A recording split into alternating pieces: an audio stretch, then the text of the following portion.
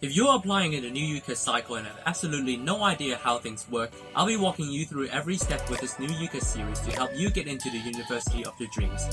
So keep watching to learn more. Hi, welcome back to my channel. If you're new here, my name is Wesley and I'm a final year high school student and Cambridge Medic offer holder. So like I mentioned, this is a whole new series that I'm doing to help you be well prepared when applying for UCAS. I plan for the series to be in time with what I believe is a suitable 2024 application cycle timeline. So if you're watching this when this is uploaded, then that's great, but if not, then most information should still be relevant. Being an international applicant applying from overseas, there wasn't a lot of information going around and I didn't get much support. So I spent a lot of time finding out how things work and information that would help me with our application. Which is what this series is all about, giving you that extra bit of control by telling you everything that I know. A bit of a disclaimer, I'm definitely by no means a professional consultant, and everything that I'm going to be talking about in this video is just my personal experience with my own application, helping my friends, and things that I've heard from my peers, as well as some things that I found online. So today's video is going to be all about preparation, which you might have already been doing. Otherwise, now would be a good time to get started. Enough said,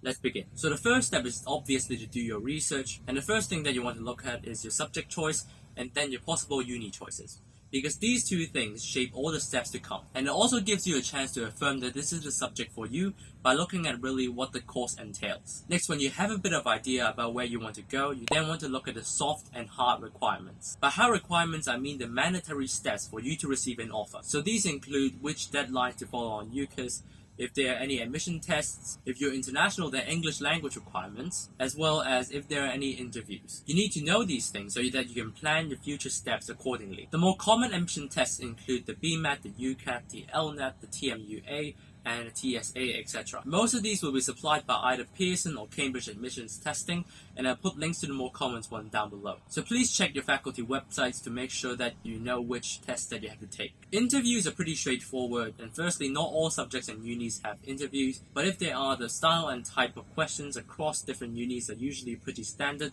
unless you're applying to Oxford. And also they might be either in person or online, so these are the things that you have to bear in mind. For people applying to medicine, dentistry or Oxbridge, you have a different application deadline on UCAS than the general January application deadline. It's usually in mid-October, and if I'm not mistaken, the one for the 2024 application is the 16th of October. Also, different admission tests have different booking deadlines as well, and there's always no harm in applying a bit earlier than a deadline to accommodate any sort of delays. Moving on to what I call soft requirements, these are the things that would boost your chances in your application. For example, if the uni has a certain emphasis in your desired subject, then catering your extracurriculars or your things in your personal statement towards the emphasis would definitely give you a boost. Or if the unis have many societies and they value whole person development, then you want to be able to reflect that. After you've done all that, you're now in a position to pick the unis that appeal to you and the ones that you appeal to them. I have a whole separate video on how to draft your uni choices and how that should change, as well as what things to consider.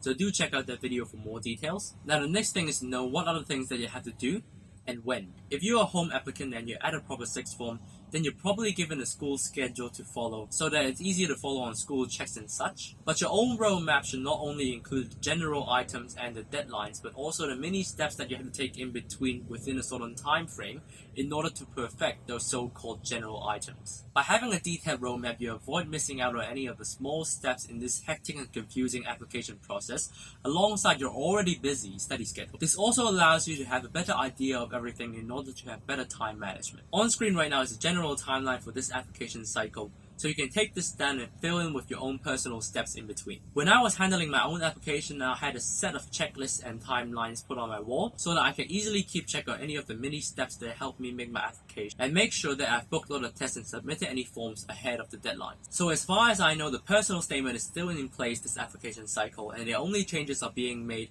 to the reference letter. More about that in the next video. If you recall the timeline that I just put up, then you'll know that there's actually still quite a bit of time before you have to actually do anything. So if you're struggling to think about what you have to put in your personal statement, now is the perfect time. During this preparation period, you should be saving up a specific list of experiences related to your subject or whole person development that you may want to talk about in your personal statement, your interview, or just to gain knowledge about your subject in general. If you're not from a very privileged background, then please hear me out when I say I didn't pay a dime for any preparation. While you'll see a lot of ads from consultant agencies saying that they can help you make a strategic application, or companies that sell paid work experience, please do not think that any of this is necessary. While this might give you a boost, frankly there are ways to get free work experience, and while I know this is difficult, I personally did not have any work experience, and I just substituted it with other experiences in my personal statement. And if you're not from a traditional sixth form or just not receiving enough support, the application process to any sort of uni is not so complicated to the point where I can justify paying that sort of money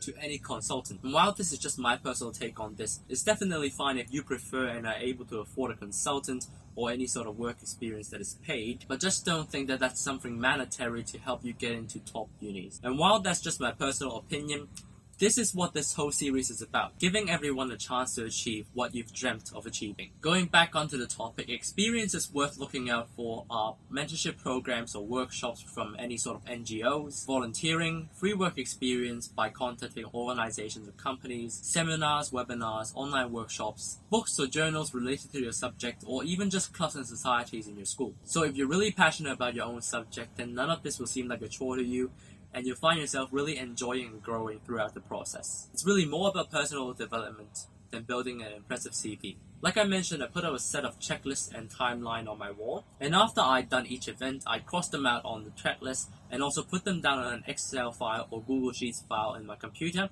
and this will really come in handy when you write your personal statements. So those are the key things that you have to look out for to prepare yourself for the UCAS application, but there was a lot to cover, and I hope you found this useful. Be sure to check out my other videos and keep an eye out for coming videos for the series.